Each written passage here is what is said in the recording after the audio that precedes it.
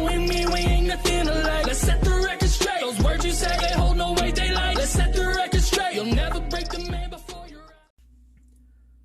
Hello everyone and welcome back to another Diecast review. Today we're looking at Ty Dillon when he drove the number 62. No, I'm kidding. This is actually Brendan Gaughan. This is his Kentucky race to win. Now the reason I even have this car is it's kind of it's not really a partnership, but I did not build the car myself. I did not add the decals. I did not do any of that. I did not have this donor box. This was actually from Diecastbuffet. Now, I normally don't really buy any custom diecasts anymore. I've bought very few in my time. But I saw this one and I'm like, dude, I went to that race. You know, I saw that happen in person. Do you care if I buy the scheme off of you and I can turn it into a custom? He's like, yeah, of course. Which is, you know, kind of why he sells them. He does like a little eBay side thing, but he doesn't really announce what he releases. I kind of wish he would. I wish he would do what I do and not really have like a brand name or anything. I'm not saying go that far. I just mean kind of release what he's putting on eBay. That way, we kind of know what's kind of, headed up there. But anyway, the reason why I say this is kind of a partnership, this wasn't really a planned partnership. I'm like, yo, let's get together and make this diecast, or, you do one part, I do the other. No, I'm not saying that. I mean, he made the car himself.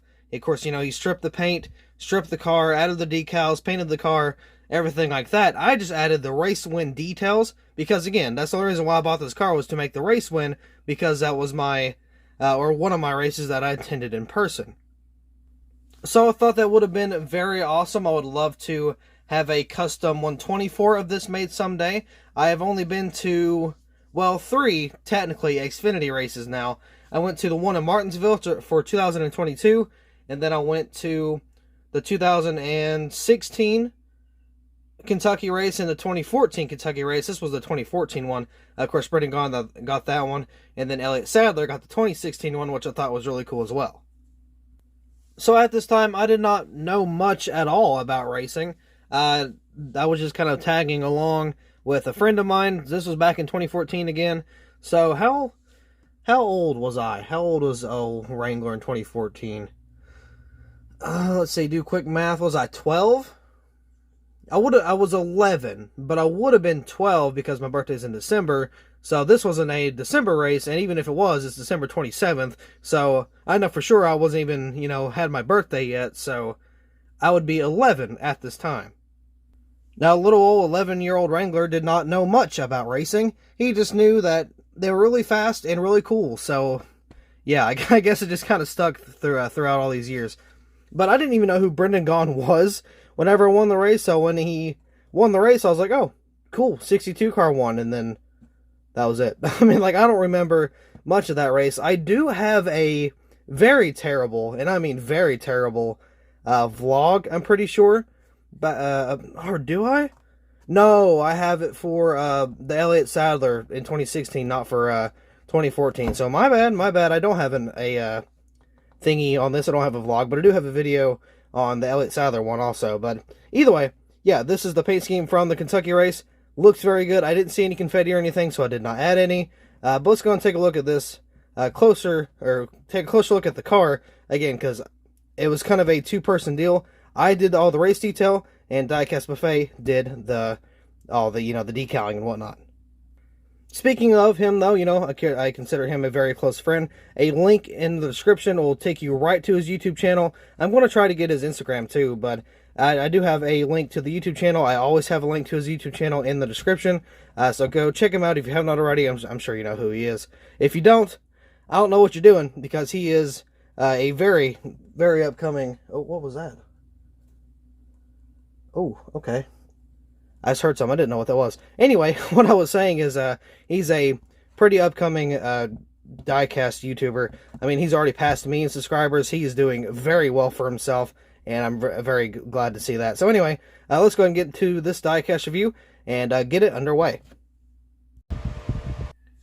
Here's the diecast out of the box, and for any decal flaws at all, I will not put the blame on Diecastbuffet because of that. And the reason is, most of these diecast decal sets, a lot of them, oh, it just moved. A lot of them are actually very off when it comes to scale. That's why I always print mine out. So if I do something wrong, I can take the blame on myself and not be upset with somebody else about how something kind of came out. So, I mean, yeah, the quality might be a little better.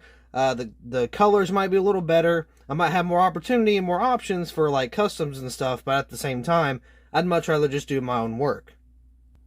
So you will probably notice like around the wheel wells, those do not fit very well. I believe the back decal is slid up pretty good. But again, that's not his fault. That is just how these templates are made. That's how the decals are made. That's how they're shipped. So again, that's why I print my own stuff. But I believe I actually have just a standard diecast review on this car. Not the raced win, or not like the race details, but just how I received the car, which was, all plain Jane. No, there was no detail to it. It was just a plain paint scheme like you would get off the shelf or off of, maybe Plan B Sales, Circle B Diecast, Lionel, K-State, eBay, whatever, right? So I did all the, the custom work in terms of race damage and race, details. Almost said raced versions, race details, stuff like that. But anyway, yeah, so any like decal flaws I'm not going to put on him. Also, link in the description if you want to go check out that diecast review. So right here on the hood, we got Protect the Harvest right there. I got a little bit of white. Now, the blue on this car is actually painted, so that's not a decal or anything. That is legitimate paint. Looks very good. Got the nationwide banner. I believe that is a actual factory printed Lionel banner because it came from was it Ty Dillon? Yeah, it came from a Ty Dillon 2014 car, so I believe it has, the actual banner, which I always respect that. Looks really good. Got the 62 right there. Of course, you got the roof flaps decaled into, the decal there, I guess, or printed into the decal. You can see there is a little circle meant for the camera there. Got Protect the Harvest nice and big on the deck lid. Looks really nice, actually. I got a black spoiler back here. Now, you can notice the bunny ears on this, or I think that's what they were called. There's only one of them. Now, I don't remember if I did that or if Diecastbuffet did that, because I think I did it, because with the race wins, or not the race wins, but sometimes they would run the car with only one of these ears present. So I don't really know if I, shaved it off, or if it came that way. I'm not really too sure. I can promise you I've had this diecast for a very long time, and just never got to reviewing the race win version. Protect the Harvest, as you can tell, these exhaust decal should be a lot lower, but again, that's just how the decal is. I'm not going to put that on Diecastbuffet or good old Garrett. That's just, how these decals are printed. That's how they're shipped. So that's what we got to kind of, work with in order to make our customs the best we can. But you got the taillights back here, Locuma, I believe, and then, of course, you got the 62 right there. There's two Chevy bow ties, which is pretty interesting. Right here, now, if you look at the wheel, you can see this big red mark. This was around the times where I would start painting my little lines for the tires. As you can see, this one came out really well. I'm really happy with that one. But this one here, yeah, not so much. This is one of the very first diecasts I did where I started doing the tire detail. And yeah, it took me a little bit to get used to it, but I'm really proud of this one. Not so much the rear one. So right here on the side, we got, what was that, safety clean? No. What is that? I don't know. I don't know what that one is.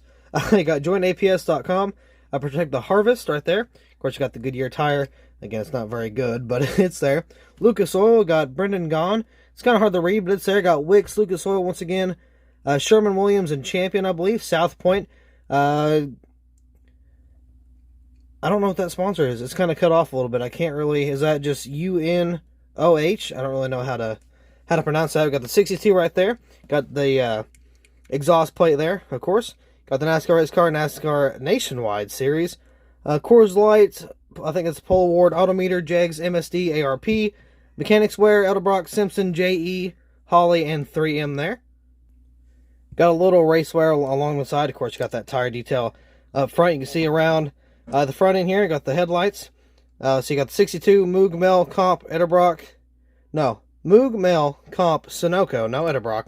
I got the splitter there. Got the front end. It's a little dinged up. Made sure I put a lot of damage on there. Not a lot of damage, but some good race wear. Over here on this side, I got the window net down a little bit more. The damage and stuff.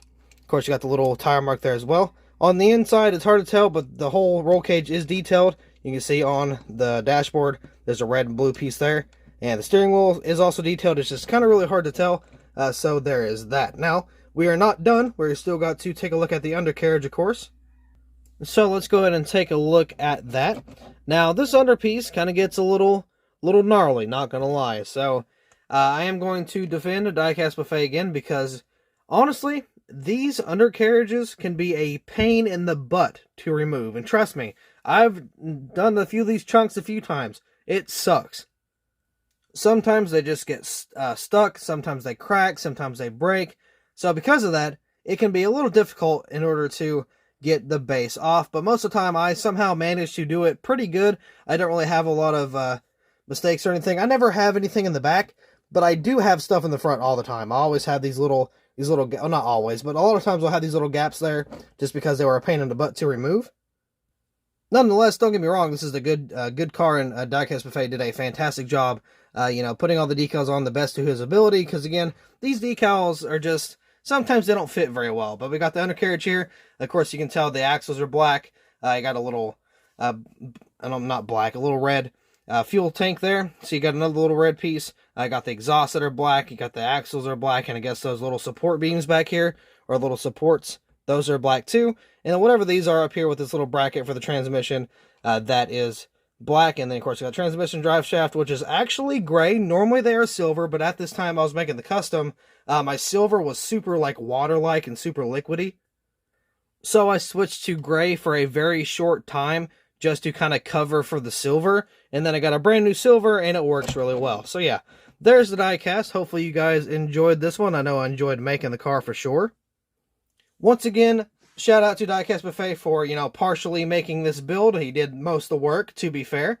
So, again, go give him a subscription. Of course, if you know YouTube, you don't got to pay anything. It's just a free subscription to just kind of let them know, hey, I'm here. I'm a fan of your channel. I like what you do. Keep doing you, and keep going. So, yeah. That's pretty much it for this custom diecast review. So, thank you all so much for watching. I hope you all enjoyed, and I'll see you in the next video.